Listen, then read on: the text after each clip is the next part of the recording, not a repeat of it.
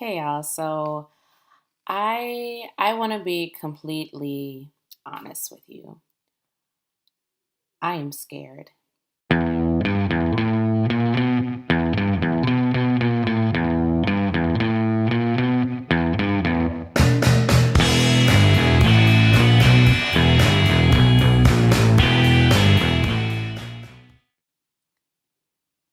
I am frightened, incredibly frightened about this moment, not only in US history, but in world history.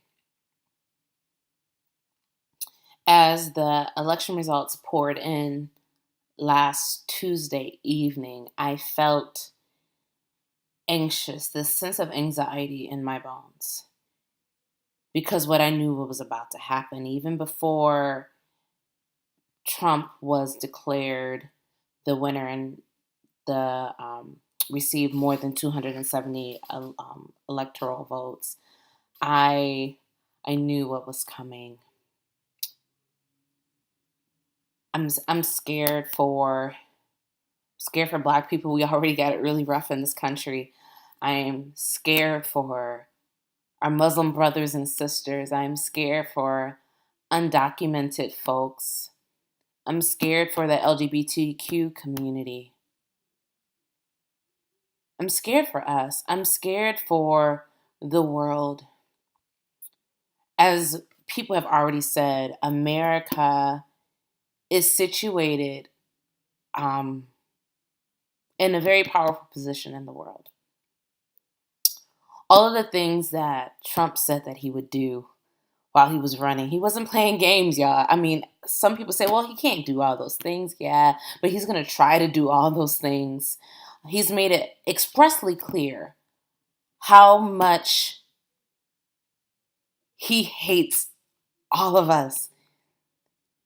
He has made a living by corrupting and exploiting people across the globe. I don't understand how we as a people, as a human race, can tolerate that level of bigotry and hatred and xenophobia and just disregard for life, disregard for the planet, this creation that does not belong to him, does not belong to the U.S. It belongs to God. That God has asked us to have dominion over the fish of the sea, the birds of the air, the trees, the water, the ground that we walk on. You and me, to disregard that and say that it's meaningless, to say that it's worthless. The Bible correctly says that love of money is the root of all evil. And I feel at the root of everything that's going on right now in this country is money, is profit, is the bottom line. We're willing to sacrifice people of color and LGBTQ communities and vulnerable communities and our world for the sake of money. How does that sound to us as believers? There have been a lot of people saying that we can't be divisive, that we have to come together in unity. And I get all that. It makes a lot of sense and it sounds really nice. But the fact of the matter is that our communities are under threat. Even now, as I do this video, there have been several appointments by President-elect that are troubling to me as an African American in this country, knowing the history of white supremacy and the KKK. If that doesn't shake you to your core, I don't know what will. There's been talk about doing this Muslim registry. There's talk about deporting 2 to 3 million undocumented immigrants. And I bet you they would be mostly brown folk. They don't care about the undocumented immigrants from Europe. I can bet you that. They won't feel a thing, most likely. And so I'm not sure if the correct response is let's not be divisive. Let's come together in unity because this election was built on dividing us.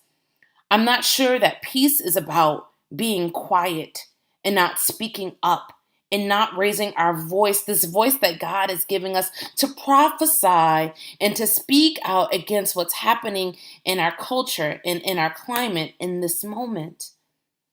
As I look throughout the word and I look in Matthew 5 and just the text that Jesus talked about peace, it's about restoring justice. It's not about being nice just to go along and get along. It's about speaking truth, resisting power, resisting empire. That's what Jesus' whole life was about. Resisting the status quo, resisting the Roman Empire, resisting the Jewish establishment that did not care about the coming of the kingdom of God. For me, in this moment, as a African American dark-skinned woman in America in 2016, that's my response is resistance. Resistance. And we have to figure out what that means really, really quick. It's not a time to be quiet. It's not a time to feel like we want to be in our safe little Christian bubble in the suburbs with a white picket fence and go to church on Sundays and tithe and give to charity. That's nice. That's a nice ideal, but that's not what this is about in this moment. We can't be still. We can't be silent. We must raise our voices no matter what it costs.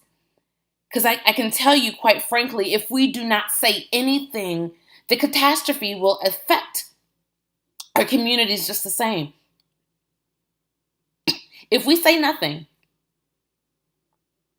the blood and the chaos and climate change is on our hands as believers. If we don't lift up the voice, the Spirit of God within us, God will hold us accountable.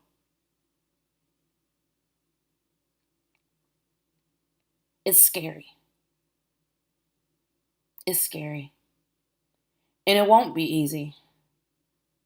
And it will cost us a lot. Jesus said, if you want to be my disciple, count the cost, because he knew the disciples would be putting their lives on the line. All but two of them, John and Judas, were killed, persecuted. All but two. Because the cost of speaking out against systems and empires of injustice can sometimes be, quite frankly, really deadly.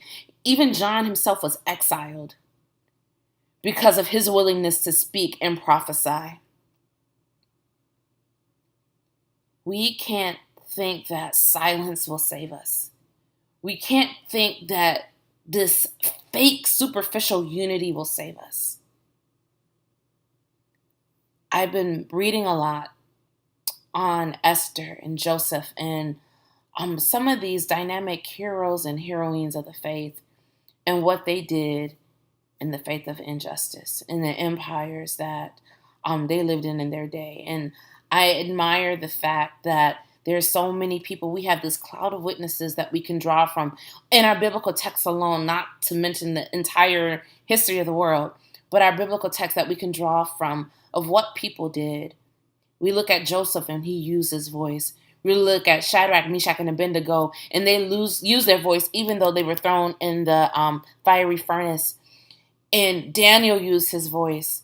And Esther used her voice, knowing that speaking up might cost her life. But she said, "For such a time as this, have I been placed in this moment in this moment in history to resist." To resist so that my people won't die, so that my people won't perish.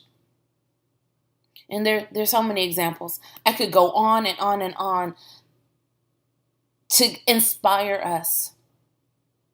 But the fact remains, we have a job to do. We cannot go quietly. We cannot be silent about the coming storm. We're there. Inauguration Day is really, really close. And save for a dynamic act of God, this man will be our president. What will be our response? What will we as a people, as a church, as a humanity do? I hope we repent. That's got to be number one. There's some people who voted in for Trump, and I know we don't want to get too political and too partisan, and I know that in every election there's people who win and people who lose, but this is not an ordinary election. He said as he was running what this is about. We should have believed him. We should have believed him. Yeah, he was throwing up, I'm gonna tear down the establishment. Good, but you're part of the establishment. What does that mean? Right? Where was I going with that? So, yeah, we got work to do, y'all, and we can't be quiet. We can't be silent. We have to repent. We have to get knowledgeable about what's going on right now and how that lines up with the history and the trajectory of the world. I've heard people look back at Hitler's Germany and make comparisons, and Japanese internment and make comparisons. And I think arguably you can make comparisons about what's going on right now to so many moments throughout history where empire did some really egregious things and consolidated power in order to profit and to gather more power and resources. There are so many examples. So let's get knowledgeable about our history and not be naive to think that it won't happen to us in 2016. It's happening. It's happening right now. So repent, get knowledgeable. But I think we also need to reorient ourselves a little bit differently in this new world, that we don't want to normalize by any stretch of the imagination, but understanding that this is what's here. This is our reality. We have to, as a culture, especially in America, learn how to be more hospitable and more community oriented. I'll end with this story. And because I know this video is already getting quite long, I have so much to say, and I can only take a few minutes of your time. But I was in Atlanta last week for this conference around racial equity. Perfect, wonderful timing, right? And I visited Pascal's restaurant in Atlanta, and it's a famous restaurant. So many civil rights leaders and people come out of this restaurant. It was owned by two Black brothers, and through this restaurant and them owning this enterprise, they were able to do so much to support the Black community and to support civil rights movements and leaders. And as I was hearing the story about how they sent people off to school, how they supported Martin Luther King's his movement, and how they just gave without restriction to the community, I think about how we as a community of believers, how we as a community of just people in general need to adapt similar models and practices. And in America, we've been taught to be so individualistic that we're only concerned about me and mine and our family and maybe even our small knit community. And I think in this particular time that we need to learn how to expand the idea of community and family, and reach out and reach up so that we're including all people, to make sure that all of us are sustained in this moment. So those would be my three things: repentance, learn your history, read it all.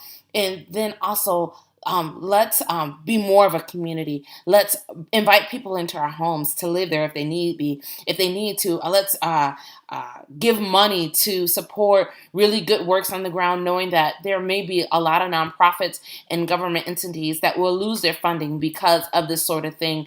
Let's make sure that we are providing and nourishing the community that we're in, so that together we're better positioned to resist this great evil that is upon us. Have a good evening.